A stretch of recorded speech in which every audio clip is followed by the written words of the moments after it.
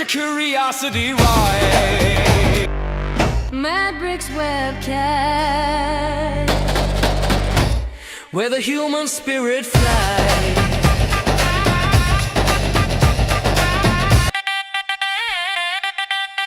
Mad Bricks webcast, where the human spirit flies. Hey.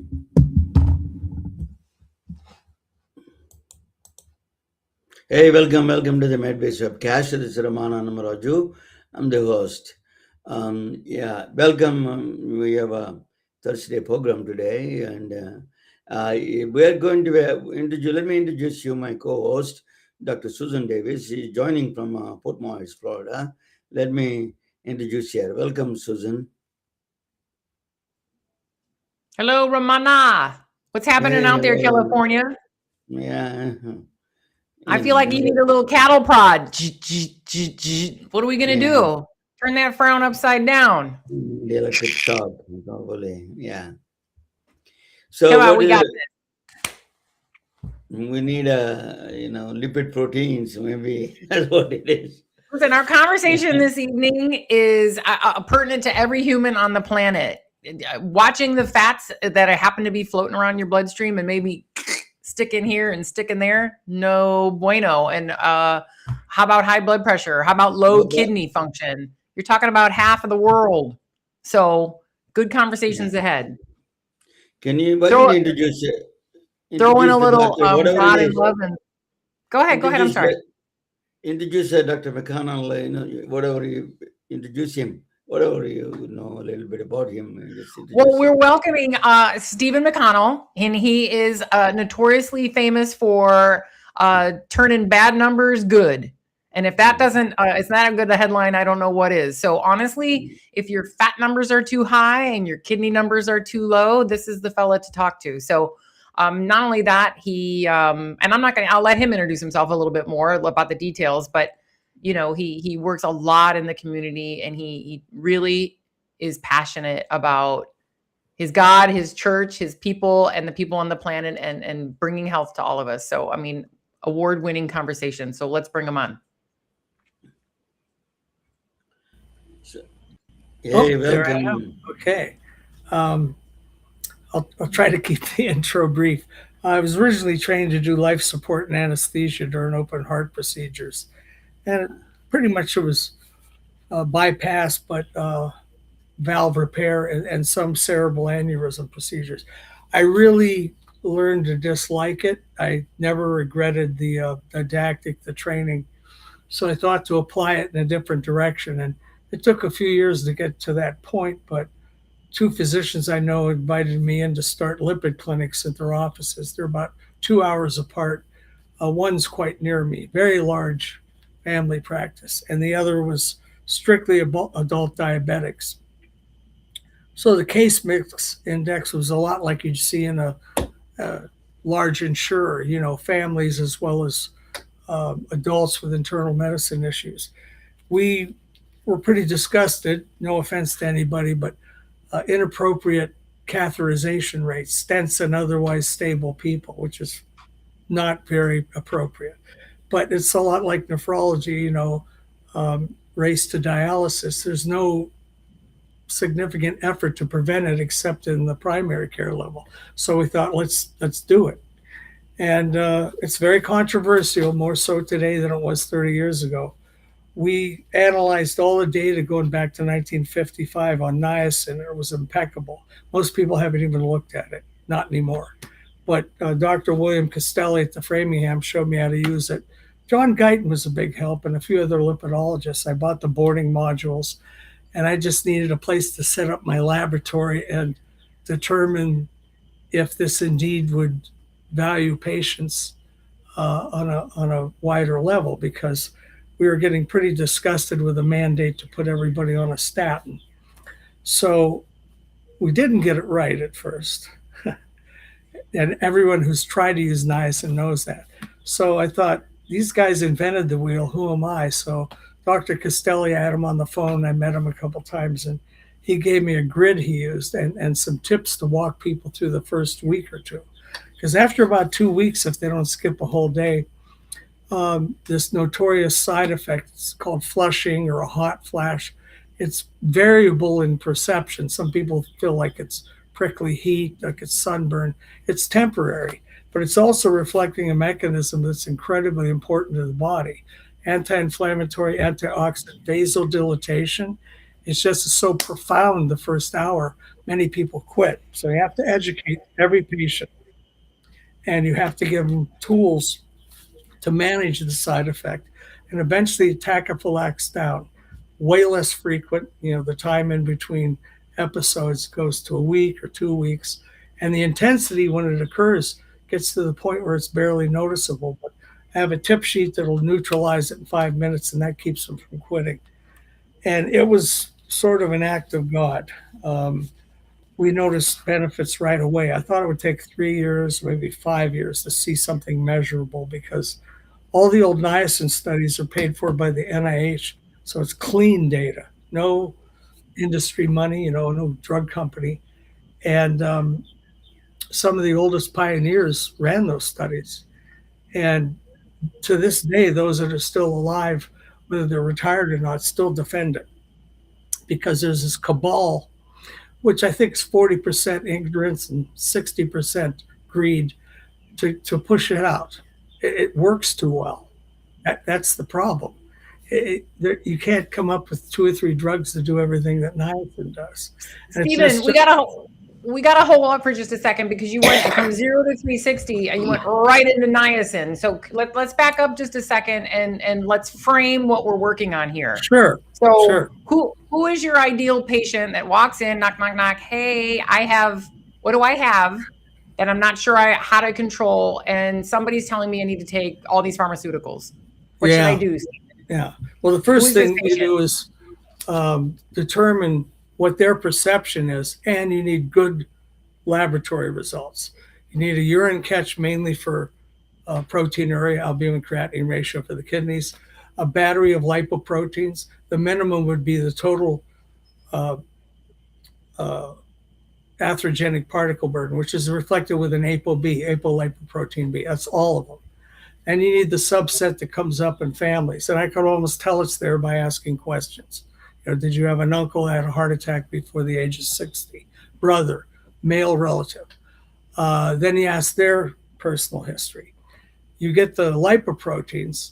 And I like having triglycerides. There's some information there, but you don't need an LDL because it's pretty worthless these days. It's the particles that cause the problem.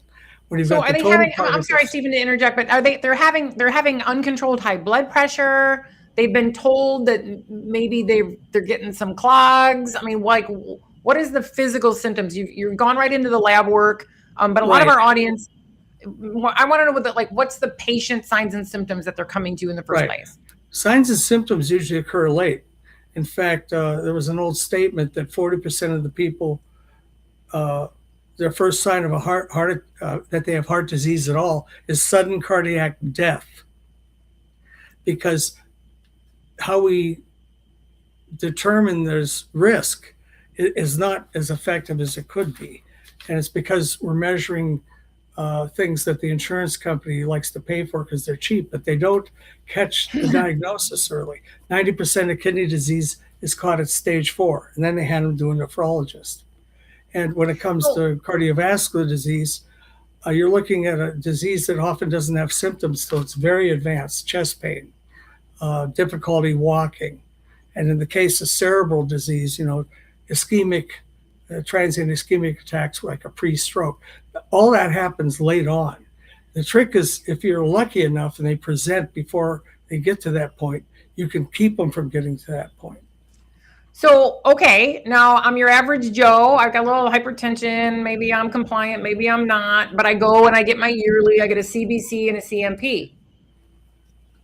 What are we looking at here? I mean, this is the standard practice. So I know what you're looking at. You just named a bunch of labs that aren't on the CMP and a basic panel.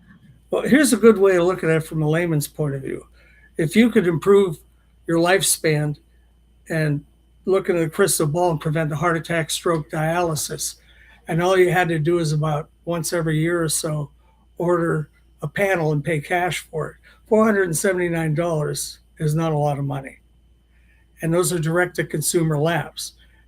The patient doesn't know what to order, but I do. Then I can find everything that wasn't on what you mentioned, because a comprehensive metabolic profile, a CBC, and a lipid panel leave about 60% of them undiagnosed and about 90% of them with no chronic kidney disease diagnosis. A good example is... Wait. Go You ahead. got to let that settle in. You got to let that settle in. 60% missed Yes. and 90%, Kidney disease. what was the 90% kidney disease missed, right? Because we know, like you said, there's stages of kidney disease. I'm sure you know better than 1, 2, 3A, 3B, 4, 5, 6. I'm not sure. But we usually, with all diseases, we're not finding them until much later. So Right. how do we, this is a great long story. So I'm trying to knock it back down to the early building blocks so that we know the steps to take, right? So I show up, I'm not sure my hypertension's controlled, not controlled. I'm trying to watch my diet. And by the way, you and I talked about crock pots right before we came on here. I wasn't going to tell you that it's a Mississippi pot roast with a stick of butter on top in the crock. No, it was not my recipe. But diet comes into play. I mean, these people do find you, these people, all of us, any human, there's so many factors. We've been going to the regular doctor. The regular doctor says, see, regular labs. We look at them like, here's your medications. Don't worry, we got 10 medications to help you with this. Good luck, good riddance. Don't eat, a stick of butter on your Mississippi crock pot. So what do you do with these people? Because they're not well and they're about to find out that their kidneys are on the brink of no mas. We've got blockages in our throat, blockages in our heart. What are we supposed to do? Well, the first thing is you got to give them a reality check and explain to them that the lab work they've been getting is not conclusive and it misses things until they're fulminant and very advanced. And it's important to recognize certain things. Like lately, everybody's talking about Lp(a). Why is that? It's a special particle. It's very prevalent in people of the Asian Indian continent, and it's probably the worst in the African American continent. I have about 120 African American subjects from a church in Atlanta. And the rate of dialysis, they're about 2/3 of the people in the dialysis unit because they're predisposed. And you mentioned diet and all that. Well, the endothelium, the lining in the artery, rules everything. The moment that is no longer functioning normally, blood pressure goes up, you're becoming insulin resistant, which drives that. And then anything that was there potentially underneath gets worse. But it's not all diet and exercise, because my wife has Lp(a), and although it's only 20 to 25% of the population, if you survive a heart attack and you're in cardiac rehab, it's 54%. 54%. How's that enrichment possible? The expert, in my opinion, in the world is Steven, you gotta stop rocking because it's making your camera freeze. Okay, I'm sorry. That's okay. I'll hold my hands down. You gotta hold steady. Yeah, Sotirios Simikas is at University of California, San Diego, works at Scripps. He's probably the world's authority on that. And he's been using niacin for 35 years. And he'll tell you, when people come to him, because he's running the lipid clinic, he calls it an Lp(a) clinic. Well, why would he do that? Because 48% of them under his referral, which is through the cardiology group at that hospital, have Lp(a). And almost nobody measured it until the last 2 years. And then a lot of them will say, well, I don't measure it because there's nothing to treat it, or put them on a statin, which is the biggest mistake you can make. And my wife has it, and I had to learn how to use niacin to lower it with her 25 years ago. And if you control Lp(a), you control the whole lipoprotein spectrum. It's just a little more difficult with Lp(a) because it's genetic. It doesn't respond to diet and exercise. It hits a plateau when a man is 7 months old. It's elevated in a woman because of the gene, but it almost doubles in some women, like my wife, once they pass through menopause. So it's an interesting little particle, but there's ways of lowering it. Most people don't even know that you can. And they put them on the wrong medication. So right then and there. Okay. First of all, let's see, what is a lipid clinic? What do you do? Let's just say niacin's not in the picture just yet, because this is, I think, this is a big weapon in your arsenal. Yet right. I know people are afraid of it, and it's not a, pharmaceutical. So you're probably, poo-pooed for even mentioning it. But what is a lipid clinic? Who's coming there? Let's just say they didn't have all those crazy labs that an advanced cardiac profile might show you some answers. But now with the lipid clinic, what kind of treatment are they getting? How often are they going? Well, lipid clinic is nothing more than a prevention clinic, and it's evolved to the point where these more precise revealing labs aren't just the lipids anymore. You're looking at much better markers all the way around for inflammation, oxidation, renal failure, and so forth. And it's gotten more extensive every year. And the technology has added a lot of scope to finding out what the cause is, the root cause for what's going on. Referring to lipids, cholesterol, lipoproteins. That's the crux of most of it. Because when you have dyslipidemia, your lipoproteins are out of whack. It sickens the endothelial lining.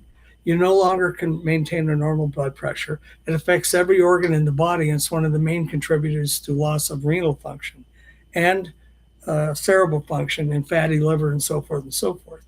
And it's not just carbohydrates and our diet. If you're predisposed genetically, a lot of things contribute to that. My brother and I have a methylation deficiency, which is really common. It's about 40% of people with hypertension. You put them on a drug and it comes down 10 points. You correct the methylation deficiency and they go down 20, 30, 40 points. And quite often it's something natural that works at least as good as the drug. And a good example, yes, amlodipine, probably one of the top 2 or 3 drugs prescribed for blood pressure. I always suspected it was damaging kidneys because it doesn't dilate the exit artery, the E for exit, out of the glomerulus. The blood goes in, the balloon gets tighter. If you don't drain off the pressure, you got a problem. It causes proteinuria. And they determined that the risk for adverse kidney events, including mortality, goes up 35%. And I was on the phone today with 3 people, and the doctor all had them on amlodipine. I said, don't even get into a dialogue. Show them the press release, print off the peer-reviewed journal. And no kidney patient should be on a dihydropyridine. And there's a list of them. And amlodipine's the drug du jour. And these people were getting 5-point drops. You know, that's not significant. Besides, lowering the blood pressure isn't the whole game. If you're damaging the kidneys, they need to be on a safer hypertension medication like an RAS drug. The old ACE inhibitors are good. The ARBs are probably better tolerated. They actually reduce proteinuria. Why would you put them on a drug that makes it worse? Well, the number came down. It's madness, but that's kind of how the healthcare system is. It's painting by the numbers. And I hate to say it, but unless you're in a concierge practice getting care, it's the insurance company that's calling the shots, because you're very limited to what you can do unless the insurance company is going to pay for it or reimburse for it. And they've yet to come up with programs that pay for prevention other than Medicare shared savings programs. So it falls to people like me and some of these doctors that refer to me that do prevention to catch the root cause early and correct it before it becomes fulminant disease, fully developed. And kidney disease is a good example of that. It's a vascular disease. And I have a little graphic for the patient. It's a wagon wheel. And here's blood pressure, hypertension, and here's diabetes or prediabetes. Well, that's not the whole ball game. They all have low thyroid. They all have acidosis. Quite a few, about a third that come to me have an autoimmune disorder. And then Lp(a) is causal. The gene matches up with the frequency of kidney disease a lot because that's the most virulent cholesterol particle. It's incredibly dangerous. And if you look for every spoke on that wheel, the kidney disease is the hub in the middle of that wheel. And I explain to the patient, you might have reasonably well-controlled blood pressure and you're taking something for your blood sugar, but what about the rest of the picture? They all have low thyroid, and the blood work doesn't reflect that. I use an old protocol from Dr. Broda Otto Barnes. It's like 50 years ago. He knew back then the blood work wasn't reliable. Well, how do you diagnose that there's low thyroid? Well, there's symptoms, that's qualitative. But all you do is put a thermometer under your armpit before you get out of bed. Don't wake up all the way. Do it calmly and quickly. Have a timer set for 10 minutes. When it goes off, if your basal temperature, which is what you're capturing, axillary, is 97.8 degrees or lower, you have low thyroid. Well, why would you go to so much trouble? Because the lowest dose will reduce proteinuria and raise the GFR. Why not? They needed it anyway. Okay, so question, is your wagon wheel description you just used, is that more or less the description of metabolic syndrome? I mean, Not exactly, but metabolic syndrome is probably one of the first things that appears in most individuals in metabolic disorders. And it's hard to say. It's random whether the blood pressure goes south first or the lipids go south first or the glucose. But we're a society here in North America that's addicted to carbohydrates, probably more than fentanyl or heroin. I mean, who has not had carbohydrates today or at all in the last month? We all do. And it starts when you're a little kid, because fast food wasn't real prevalent when I was very young. I'm 71, but if I sat still and behaved in Sunday school, we'd go to McDonald's. That was my reward. And that made my endothelium impaired for probably a couple hours. And after a decade or two of that, I was starting to become metabolic syndrome, which is really insulin resistance. And when the amount of insulin that normally would correct your glucose after a meal increases the requirement because it's not getting the glucose into the cells, you have to make more and more insulin. And then you see all the things that cascade off of that, the dyslipidemia, the prediabetes, of course, and blood pressure and so forth. You see a lot of other things going on because there's always chronic inflammation, a lot of cellular abnormalities, oxidation and so forth.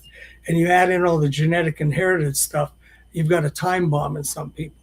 And when I see individuals who are referred to me, a lot of the people refer to me are very sophisticated, but not always. I have to dig through what is there and then request more information so I can really get to the bottom of it.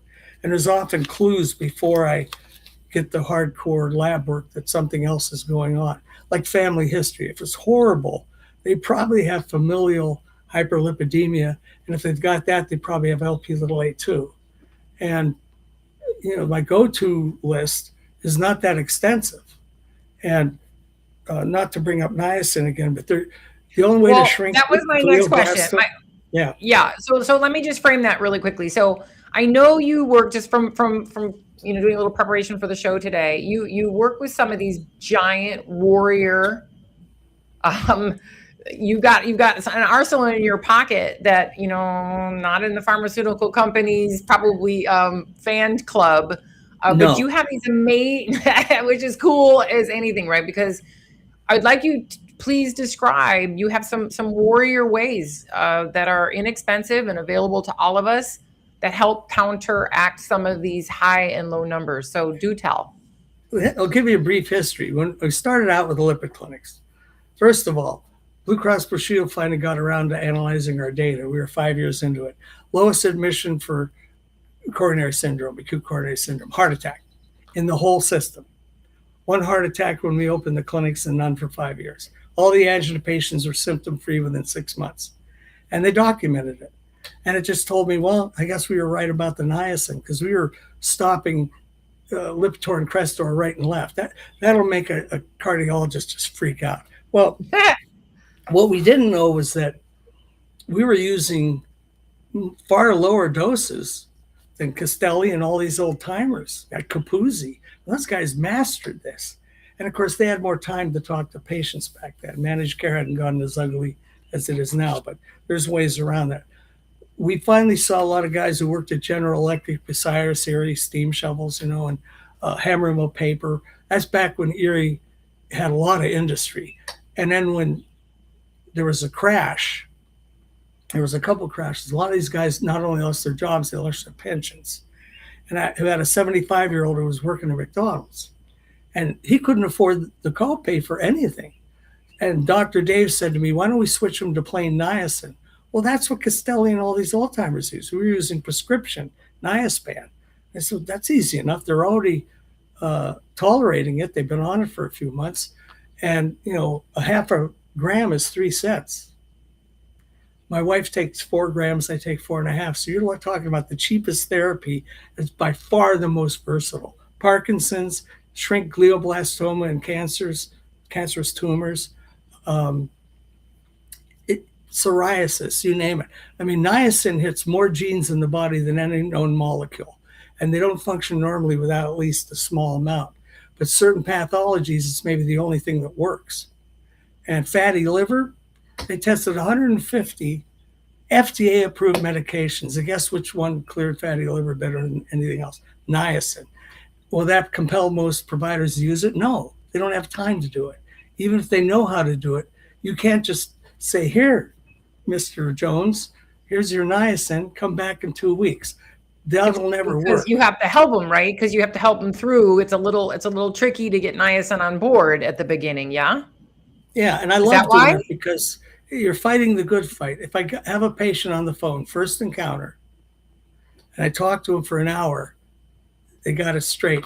I tell them, I show them if I have a Zoom meeting, and I give them printed materials, and then I review it once a week to keep following up with them, sometimes twice a week. Adjust things so they'll succeed. After 2 weeks, and Castelli told me that, they're home free. It's all downhill from there. Then you can start titrating it up. And when you get up to around 1.5 grams, the lab work starts to look pretty amazing. Nobody anymore knows that because they don't use it. But the whole lipid panel starts to go in the right direction. All the good particles go up, all the bad ones go down. LP(a) takes a while to drop. My wife, when she hit 4 grams, she had about a 43% drop. But I was a little startled. This is the learning part of it because I observe things and try to piece it together. The next panel, it was 63% lower. And less than 2 years later, just this past March, I ordered a panel online, paid cash for it. Forget the insurance, they're not going to help us. And it was 75% lower. And some guys are getting an 88% drop. Every quote in all the current literature in the last 15 years is no better than 20%. That is such a crock because Wow. that's people. Here's how I describe that. You pay to have your kids taught how to swim because you want them to be safe.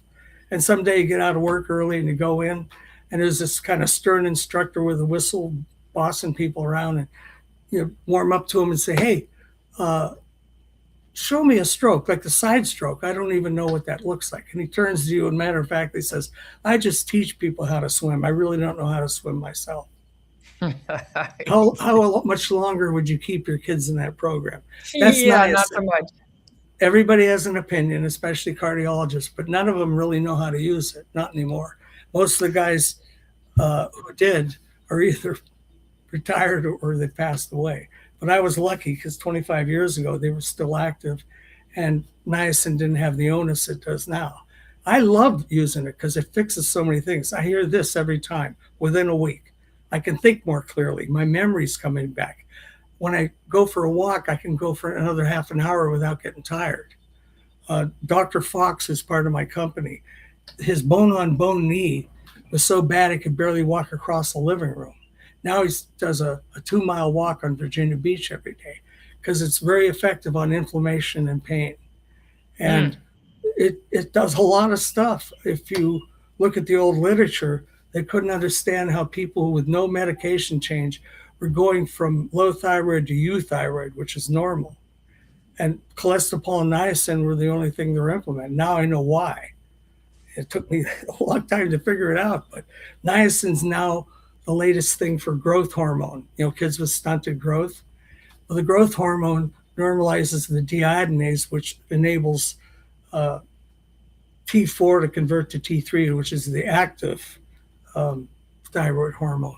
And when I saw that, my head exploded and went, another thing on the niacin list. It's like God's Swiss Army knife. And I know I go off on niacin about everybody. No, but it's really, really, really cool in a world of pharmaceutical domination. I mean, this, you know what this is making me think of, Stephen? And I know you got a couple other old school, very effective tools in your bag that I'd like you to bring up. But, it's making me think of, I saw something just the other day, about where we are on this planet and all the things that we're doing. But, if you recall, the Jetsons, Yes. right? Remember that? So in a world where the Jetsons seem to be all that, I Yeah. think it's getting cooler to be the Flintstones. Like Yeah, I think it's getting cool to be the Flintstones again. and Fred would pedal his car with his bare feet to the floor. Of the Yeah. car. So Don't get me so- going on old Well, cartoons. but what you're saying is some of these things provided for us on this earth that were provided in their simplest forms work. So what else do you have that are Okay. household norms? Thank you for leading me to that. I have to come up with little clever snippets.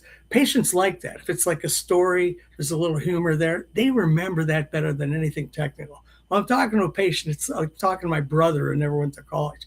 Layman's terms. I say, look, everything the drug companies make aren't new ideas. They don't invent things. Red yeast rice became Mevacor, and now you have all these synthetic statins. Another good example, the lilac plant, I believe it's the lilac plant, became metformin. Well, it's got a lot of undesirable effects. Well, I couldn't tolerate it because I didn't want my insulin resistance become full-blown diabetes. I'm 71. Well, it turns out berberine works just as good and there's no side effects. And instead of screwing up your gut health like metformin does, because you're essentially blocking glucose from getting into the rest of the body, where does the glucose go? It's in the intestine, and all the bad bugs feed on it. And the good bugs want fiber. Berberine is very rich in fiber, and it's bacteriostatic. The gut health looks better on berberine than it did beforehand. But the absorption's poor, like Morse durables. So you have to take a little milk thistle with it. It's amazing. You don't even know you're taking it. There's almost no threshold to the dose. There's some old wives' tales about it that have been since proven wrong, but it lowers ApoB. It's a PCSK9 inhibitor. Repatha, Praluent. Niacin at 3 grams is better than Repatha and Praluent. Who would know this stuff? Well, God gave us all we need. And when I see a new drug come out, I reverse engineer it. I go to PubMed and find out when it all had was a code name like Merck MK-2999 or whatever.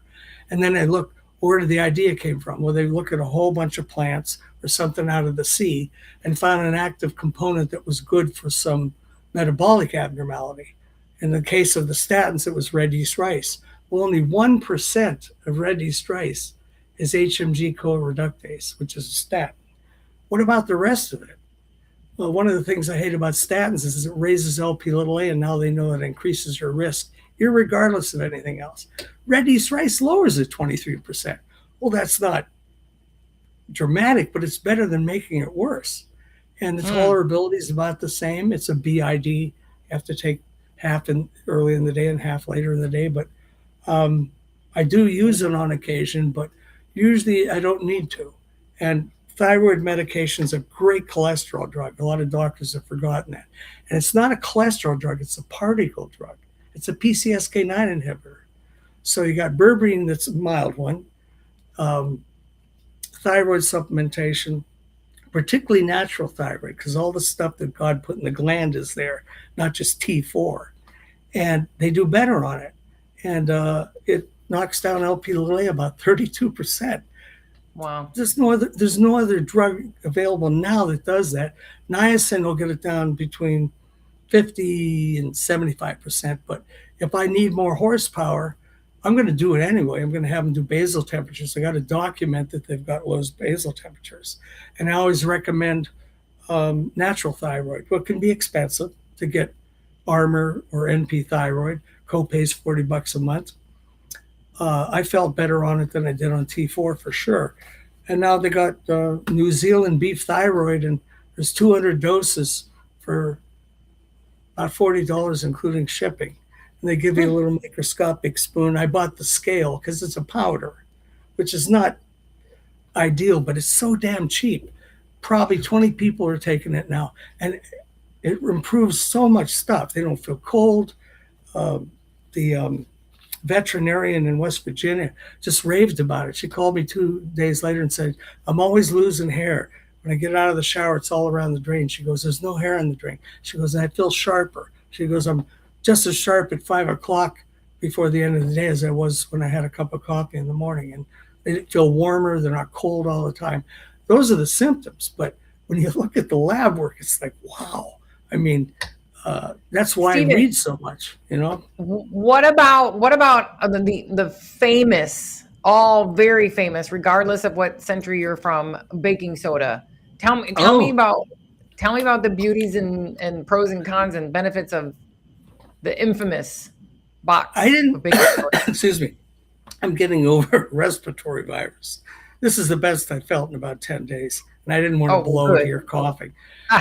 Good. All I focused on was cardiovascular. That was where my training started anyway. My dad came in and some other guy in town, I won't name him, dropped the ball. And he ridiculed me because I wanted better blood work. He says, oh, your dad's cardiovascular health is fine, blah, blah, blah. I got mad. He came down to Dave's office and we drew blood on him and we corrected everything. There was a lot of stuff that was overlooked. But he had a heart attack anyway. It was a little late. He had 3 stents, quintuple bypass 2 years later. That was in the winter because they go to Florida to get away from the 12 feet of snow we get here. And they get a call and he's having an aortic valve repair, annuloplasty, and a quintuple bypass. He comes back to Erie for the summer, comes in. I get a phone call from Dave, Dr. Dave, and he says, I hate to tell you, your dad's got renal insufficiency. He's in renal failure. Well, it was an act of God, 2009. I was working in and around dialysis centers, and I met Dr. William Finn, who's now retired, one of the most famous nephrologists there is. You had to buy his textbook. It was like John Guyton. You had to buy his textbook. If you're a nephrologist, you had to buy the book on phosphorus control, which is a big issue with kidney disease. So I had a pretty good idea what to do because he befriended me and kind of showed me the ropes. He showed me the dirty secret nephrology. We'll leave that go. So I told my mom, before he eats any meal, you sit him down. And we already had him on 2 grams of niacin and a large dose of fish oil, no statin. And I could almost hear the cardiologist go, oh, you know. His panel looked way better than the statin would have anyway. And we just added the chelator, which is Tums, calcium carbonate. Calcium separates from the carbonate, attaches the phosphorus. Now you have an insoluble metal salt that goes out. We have a bowel movement. I didn't know niacin also prevents it from being absorbed. Phosphorus is a primary toxin you got to get rid of. And they all have acidosis, all of them, 89% of acidosis. So my mom, here's the funny part. I didn't know it came in a tablet, sodium bicarbonate. It was baking soda. And that's not the cleanest form, but we took the yellow box out of the cupboard, and that was Dad's new box of Arm & Hammer. And the doctors I work with all say, we need a tip sheet. Because what happened was his GFR was 19. When he hit 15, they put you on dialysis or on the list for transplant. Depends on the patient. And he was just going to get worse. He already had congestive heart failure, early stage, not too bad. It kept going up. The GFR went up to 61 within 26 months. Now, we weren't checking proteinuria back then, but I guarantee you that was going backwards too. There's no question about it. And I'm like, oh, I got a new toy, kidney disease. Let's get really good at it. And all the doctors I work with, that's now taken over 2/3 of my activity is kidney disease. No, kidding. Right, 6 new ones this week. And I do a lot of follow-up. If you hold their hand frequently, explain things to them, assuage their anxieties, that goes a long way. The whole So is that, Stephen, is that a lost art? I mean, this is the second or third time that you've referred to the time you spent with your patients. Is that a lost art? Is it easier, easy button to write a prescription?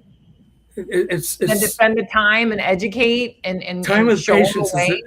is officially a dead thing. But that's why I get so much referral, because they know I don't charge too much. But the patients get to know me because I talk to them frequently. And then it's kind of like being a cheerleader. When you get the second set of blood work, make a big fuss. Oh my God, never seen better. It's not necessarily truthful, but they want to know that the effort was worth it. It's hard. They changed their ways. They've listened and they've tried and they've changed their ways. So I think cheerleading goes a long way.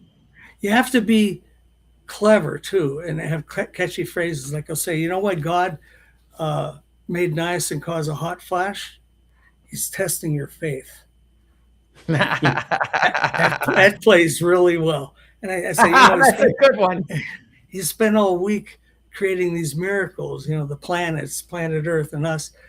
Saturday night, even God gets tired. That was the 6th day, and he was exhausted. And then niacin came into his head, and that's why he attached the hot flash. He wanted you to buck up. And he was so proud of him, so proud of himself, he took Sunday off for the rest of the time. I tell you, my crowd, the older Good people, they all stories. go to church. They like that. They know there's humor there, but I'm making a point, you know? Yeah. It's worth it. Don't be a baby like the Bible says. When I was a child, I did childish things. Be a grown-up. I'll show you how to get rid of the side effect. Just make it part of your routine. You don't forget to eat every day. Well, don't forget to take your niacin when you eat. That's when you do it. It's easy. Becomes program 2-3 weeks in. And then they're all about new blood work. I want to see how it's doing. I want to see how it's doing. So let's just wait. Give it 3 months. It takes about a month to titrate the niacin. But then when they get that second set of blood work, that's when you close them. That's when the deal is consummated. That's the closer. You show them all the stuff that got better, and you go into detail about every biomarker and say, oh, by the way, your liver function test went down. Everybody thinks, most doctors think it's bad. No, I use immediate release. It actually cleans the liver out. And they usually feel better. That's and I prompt that. I say, have you noticed anything? Like, can you walk further now? Do you feel more clear-headed? Oh, yeah. I didn't know if it was a niacin. Yes, it is. The niacin's so complex to get them to the first month that I put most of my effort on that, the first encounter. I keep following up on that, but then you roll in the other components. The sodium bicarb in the Tums, it's pretty much a given. Most of them need it. And I think I sent you that video clip. It's a testimonial from Valerie. Oh, she's so cool. I mean, Yeah, no, that was awesome. oh, I say I have a lot Stephen- of gold star patients. She's got the platinum. She was amazing, that- which I'm certain they're probably stacking up. I was going to switch Yeah. gears. Ramon, did you want to hop in? Yeah, was just one gonna- question, one little question. Okay. You're doing a great job. I'm just a good spectator. Both of you know a lot more than I do. The question I have is that, you know, that a lot of Indians have this little A, what do you call it? Lipid. LP little a. Yeah, LP little a. That is a good test and a good biomarker for Indians to check it out? Or Oh, absolutely. And there's some pioneers from India. A friend of mine, I haven't seen him in a while. Enos, he's in Chicago. I think he's I know retired. him very well. Dr. Oh. Enos. Great. Yeah. Yeah. He was all about niacin. And Is I he went still to a couple alive? of- I have not seen him for a while, but I think so. And this Yeah. sounds kind of funny, but he takes niacin, so I'm pretty certain he's still alive. It'll improve longevity. he's a Well, very good friend of mine. And yeah. you know what I did was we had a big conference I put together in Boca Raton with the Indian Cardiology Association. At the time, he was my speaker. Yeah, he's a Bayer aspirin sponsored it, and yeah, I'm very good friend of mine. Yeah, I used to bump into him. I don't see him recently, but yeah. I had a program in Youngstown, which is about an hour and a half from where I live, and there was no Indian food nearby. So one of the guys had to get in their car and go to a tandoori restaurant, and had all these foil covered trays in his back seat. It was like they're all sitting there waiting to eat, and we come in with the trays, and really good crowd. I mean, there was probably 200 people there, and they all had questions about LP-A. They know. Most doctors who are of your heritage know LP-A, but it's not frequently ordered. And we started testing everybody in 2004, everybody. And all the statistics held up. Bad family history, a male with a heart attack at a young age, roughly 20%, but it depends on what you consider elevated. I think if it's 30 milligrams per deciliter, which is roughly 70 nanomoles, treat them, you know, because if you don't know how to use niacin, take an LP-A patient and practice. Learn how to get them on niacin. And that's a patient that's motivated anyway. They know they got bad family history. What do you And then- think of? Yeah, go ahead, sir. Go ahead. No, I was just going to say, and lo and behold, everything else in the lipid panel will look amazing because it just knocks them all out. It's the only monotherapy that moves all the known lipoproteins in the correct direction. the only Wow. one. And they're Wow. trying to do it with 2 or 3 drugs now. What about aspirin 81 milligrams? That is it effective, you think? Well, the dose for platelet suppression, and you end up with a lot of sick platelets that have to be regenerated at 120 days. That's not a bad thing per se, but to get rid of the side effect, you need a 325. And that's why Costelli told me to use Alka-Seltzer. And that tip sheet, I don't know if I mentioned it, was called the Alka-Sauce protocol, because applesauce mutes all 3, the prostaglandin, which is what the aspirin's for in the Alka-Seltzer. But there's a serotonin and a histamine pathway. Some people still have a hot flash because those are more in play. Well, 3 tablespoons of applesauce and 1 Alka-Seltzer. We had 100% compliance once we started that. Before that, it was a nightmare. And you don't need to do it forever. Really? You don't need to do it forever. I love And I- Alka-Seltzer. I take almost, that's my regular medicine to go. It'll get rid of a headache really fast. But now you're muting the 3 pathways that can cause a hot flash and pretty much withdraw to 2 weeks. In fact, I have it in print. Costelli had said, he's a wonderful person. He died January last year, which is a sad day for me, but I learned so much from him. And remind me, I'll send you both his, sort of like his autobiography interview with American Journal of Cardiology. It said, an interview with the editor, William P. Costelli, blah, blah, blah. And they showed us football pictures from high school. And when everybody was young at the Framingham, there's a black and white picture, and they all got their lab coats. All he talked about when he talked about clinic was niacin, the drug he talked about. Almost all he talked about. And he said, we love niacin in our clinic because it tells us which patients are faithful. You know, But there is a breeding I know. problem.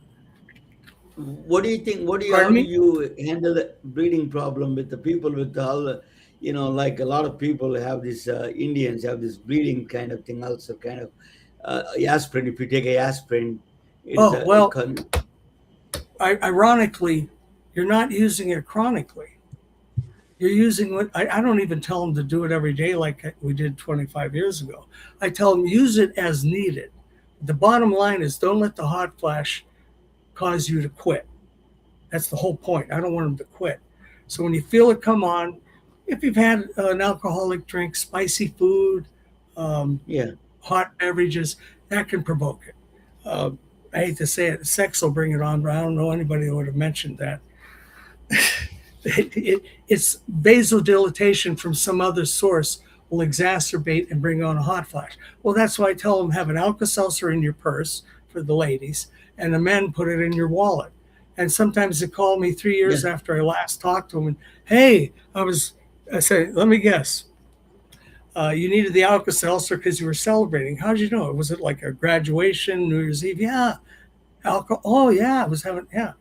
That's why I told you.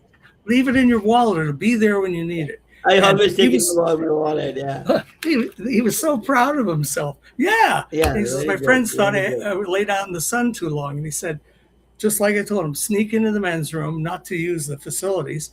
You put the Alka-Seltzer in the water, calm down, sit in the booth, put the seat down, just, sit there and drink it. You won't even get through the half a bottle, and then the hot flash went away. And I said, did you do like I told you, go out and have another drink with impunity? Because now you're protected. Yeah, oh yeah. It was a great evening. I didn't ruin his evening. He didn't quit the niacin. Everybody's happy. And I didn't know the whole medical aspect of it, but it is always helping me whenever I eat a lot of spicy food or some couple of drinks, just take alcohol. And it is really amazing. I think a lot of this, I probably inherited. My mom was the best teacher for kids with learning disabilities in the whole school district. And people say, you're a good teacher. I'm like, yeah, I got it from my mom. Because they have to trust you. You have to have the skill to communicate these ideas.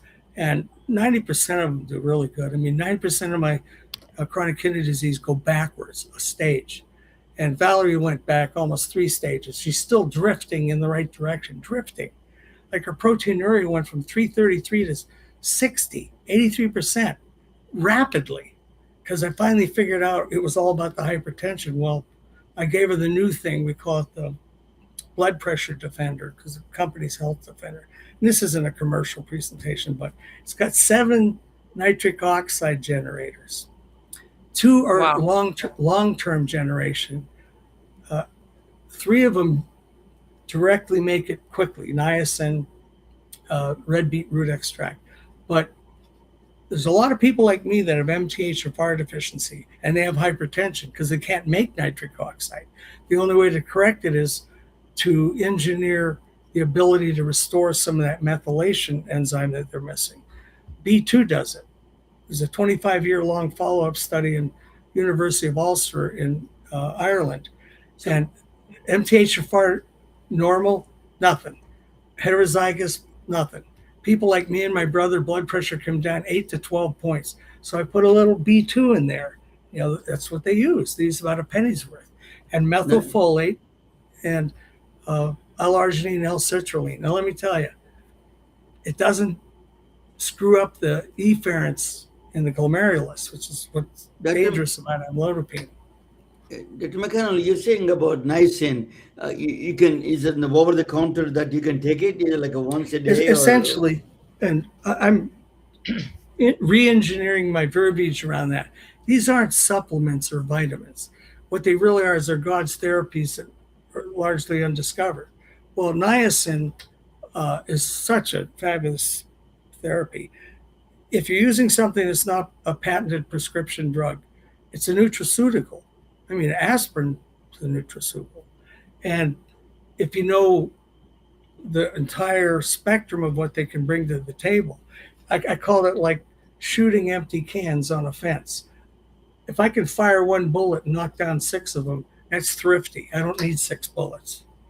And niacin's like that because it hits so many targets. Sometimes I'm just waiting for the niacin to kick in because there might be something residual I might have treated separately, but what are the side effects? What are the side effects of it? What are the side effects of niacin? We've been talking Mainly about the big one. Yeah, the hot flash. They call it flushing. It's vasodilatation.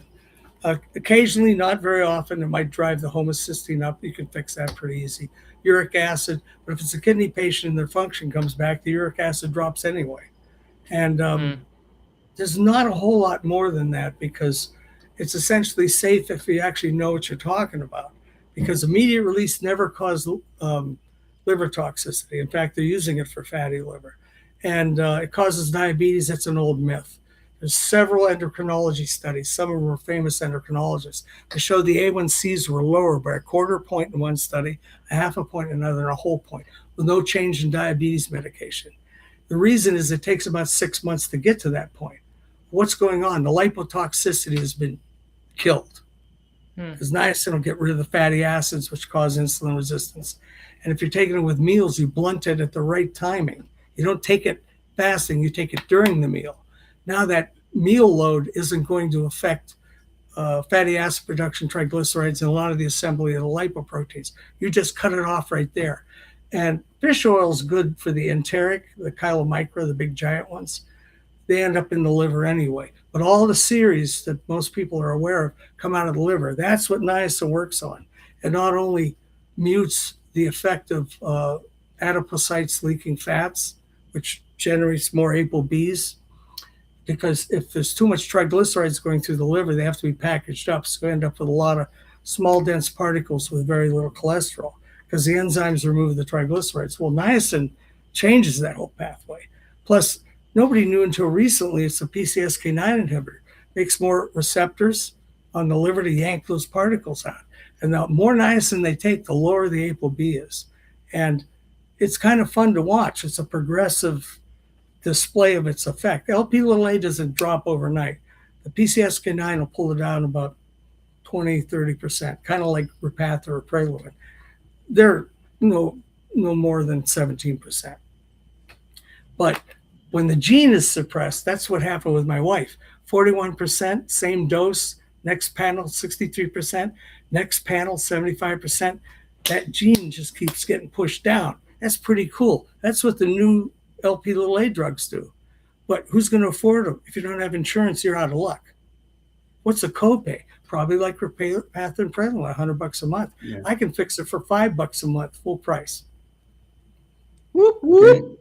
Thank you, sir. It's a Mic very drop. truly educational. I learned now I became a patient of yours. Now I learned. Yeah, we all going to be a patient of Stevens. Get the niacin out. So what a fabulous, fabulous learning experience has been here with you this evening, Stephen. Thank you so much for sharing your knowledge with us. I feel like, a theme with what Ramon and I talk about here on this show is it seems that always the simple, the less is more, the things that we've had for gazillions of years are coming back up and getting right on the main stage here and dancing around, and people like you are showing like look at the numbers. I mean, this is not some massive rocket science, right? I mean, the physical human body is crazy rocket science, but thank you for bringing the old tried and true to the main stage. Thank you. It needs to be. Thank you for having me here. And I have to say, most of the pharmacopoeia in the natural series really bargain. I mean, that beef thyroid, it's grass-fed beef that walk around in the field all day. They're healthy cows. It's the biggest dairy ranch in the world. And they have a clinical facility to harvest the thyroid. It comes in a powder, but the lowest dose is about 10 cents a day. You can't get NP thyroid for 10 cents a day. You can't get a coffee. And the patients, they don't complain. And I need like 140 milligrams of desiccated, natural thyroid. So what is your website? What is your website? What is your website? It's HealthDefender.care. And there's a lot of stuff in there. Can you put that website HealthDefender.care. How about this? Can you read that? No, you have to be no, because it's backwards. Oh, that's right. Oh. That's okay. Listen, our guests will follow you on LinkedIn. They'll find you at your website, and they might come knocking on your practice door, because someone who spends the time to speak to the people like they're people and teach them and educate them and move them along the way, that's just huge. Thank you for being part of the Team Flintstone. Thank you, sir. Thank you so much. Thank you so much. Thank you for putting up with me. Fabulous.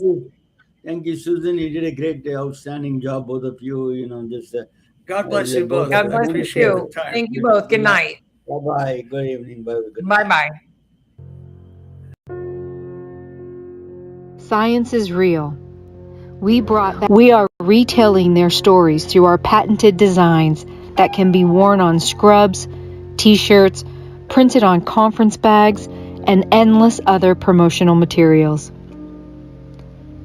Daily Wear for Medicine is the first ever of its kind to create curiosity in medicine through visual art. We at MedBricks are celebrating unsung heroes of the past who made enormous contributions to the field of medicine through our unique campaign called Daily Wear for Medicine. You can wear it, carry it, and give it.